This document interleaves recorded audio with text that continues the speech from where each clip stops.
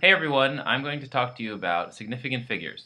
In order to illustrate some concepts from significant figures, I'm going to do problem 17 out of chapter 1 in the OpenStax College Physics textbook.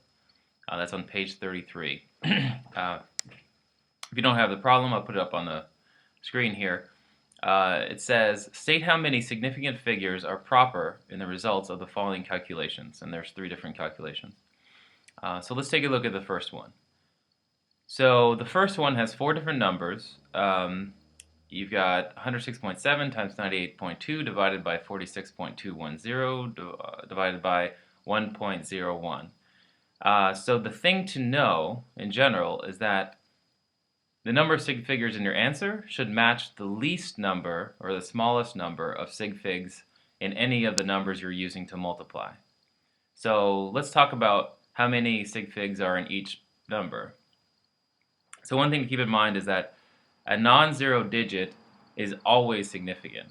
So 1, 2, 3, 4, 5, 6, 7, 8, 9, those are all always significant. It doesn't matter where they are, behind a decimal, in front of a decimal, so you can just count those. So for example, the number negative 1,341.46 has 6 significant figures because each one of those numbers is significant. The one that's tricky is a 0. So if we're talking about zeros, a 0 is significant when it comes between two digits. So for example, 207, that 0, that's significant. So that has 3 sig figs.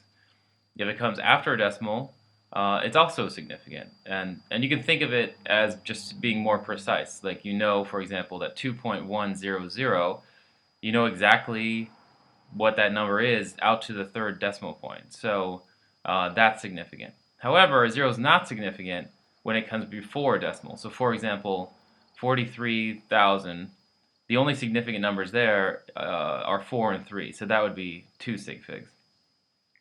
So let's go back to our problem. So if we count the number of sig figs in each number, so 106.7 has 4 sig figs, 98.2 has 3 sig figs, 46.210 has 5 because that last 0 comes after the decimal, and 1.01 has 3 sig figs because that 0 is between the two ones. So the lowest number of sig figs here is 3. Two numbers have 3 sig figs. So that's going to be your answer. So let's calculate that number.